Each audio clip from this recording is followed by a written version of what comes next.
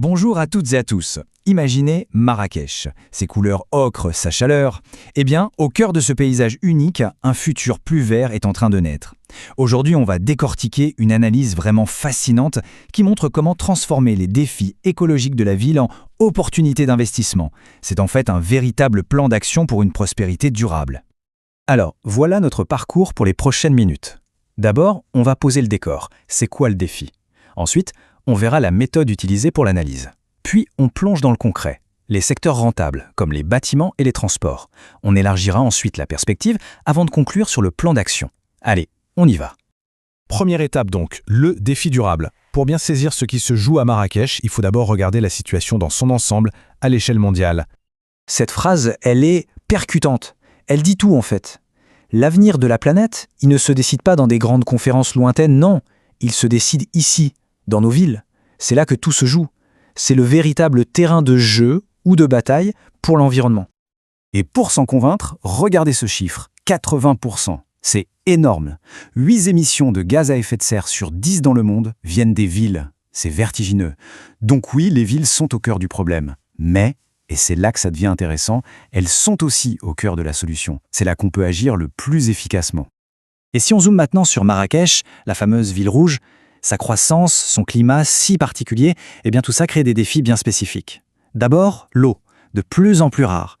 Ensuite, la chaleur, bien sûr, qui fait tourner les climatiseurs à plein régime, et ça consomme énormément d'énergie. Et enfin, comme dans toute ville qui grandit, les déchets s'accumulent. Voilà les 3 grands chantiers. Bon, on a posé le problème. Maintenant, comment on trouve des solutions? C'est tout l'objet de cette deuxième partie. L'idée, ce n'est pas juste de faire une liste de problèmes, mais bien de mettre en place un cadre, une méthode solide pour identifier ce qui marche vraiment. Cette méthode, elle repose sur 3 piliers. C'est assez simple en fait. 1. On définit des indicateurs pour savoir d'où on part. C'est la photo de départ. 2. On imagine le futur si on ne fait rien du tout. C'est ce qu'on appelle le scénario de référence, un peu le scénario catastrophe. Et 3. On analyse les différentes solutions possibles avec un outil super puissant pour voir lesquelles sont les plus efficaces.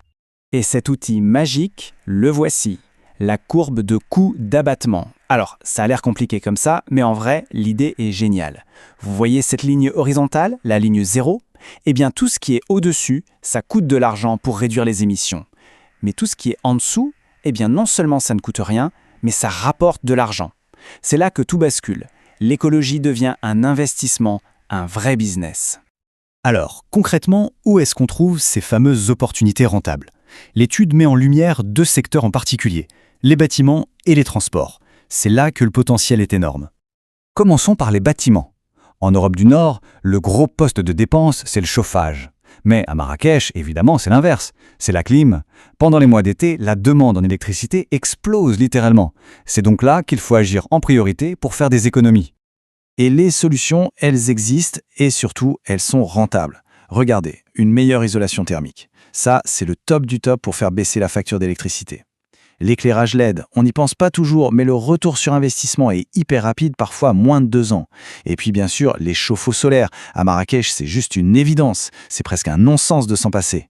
Ce ne sont pas des gadgets, ce sont des technologies qui rapportent. Allez, on quitte les bâtiments pour la route. Pour les transports, le constat est assez simple. On est trop dépendant des voitures, des taxis et des bus qui roulent à l'essence ou au diesel. C'est le cœur du problème. Et comme pour les bâtiments, il y a des solutions qui sont de vraies bonnes affaires. D'abord, des voitures neuves plus performantes. Moins de consommation, ça veut dire des économies directes à la pompe. Ensuite, pour les bus et les taxis qui roulent énormément, passer à l'hybride, ça permet de réduire les frais de fonctionnement. L'investissement de départ est rentabilisé assez vite. Bon, on a parlé des bâtiments, des transports, mais une ville, c'est un grand tout. Il faut maintenant connecter les points et regarder le système dans son ensemble. L'énergie, l'eau et les déchets. Prenons l'eau, c'est un excellent exemple. Regardez la différence. À Londres, le gros problème, ce sont les fuites dans les vieux tuyaux et les réparer coûte une fortune. À Marrakech, c'est tout l'inverse. L'eau est si précieuse que chaque goutte économisée est un gain énorme.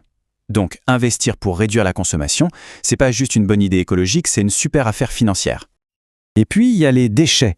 Une autre mine d'or si on y réfléchit bien. Aujourd'hui, on paye pour les enterrer. Mais imaginez, le recyclage, ça crée de la valeur, des emplois. Et il y a encore mieux, la digestion anaérobie. C'est un nom un peu barbare, mais l'idée c'est de transformer les déchets organiques en biogaz. Et ce gaz, on peut le vendre. Le déchet n'est plus un coût, il devient une source de revenus. Ok, on arrive à la fin de notre parcours. Alors qu'est-ce qu'on retient de tout ça? Quel est le plan de match pour l'avenir? S'il ne fallait retenir qu'un seul chiffre de toute cette analyse, ce serait celui-là, environ 70%. 70% du potentiel de réduction de CO2 vient de technologies qui non seulement se remboursent toutes seules, mais qui en plus génèrent des profits. Le message étant le plus clair, la transition verte n'est pas une contrainte, c'est une opportunité économique incroyable. Mais pour que ça marche, il faut que chacun joue son rôle. D'un côté, les autorités publiques. Leur job, ce n'est pas de tout payer, mais plutôt d'être un catalyseur. Donner la bonne info, enlever les obstacles, créer un marché favorable.